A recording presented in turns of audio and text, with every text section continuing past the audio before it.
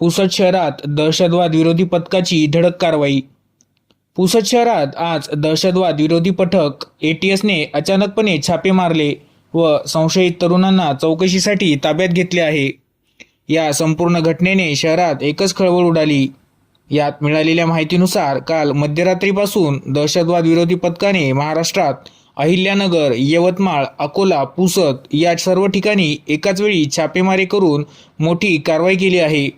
तसेच पुसद शहरात सुद्धा दहशतवाद विरोधी पथकाने वसंतनगर परिसरात मोठी कारवाई केली। सदरची कारवाई ही दहशतवाद संघटनांसाठी तरुणांची भरती सुरू असल्याच्या संशयावरून करण्यात आली आहे।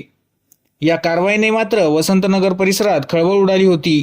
सदर कारवाईत दहशतवाद विरोधी पथकाने काही संशयितांना ताब्यात घेतले असून त्यांची कसून चौकशी सुरू असल्याचे सांगण्यात आले आहे।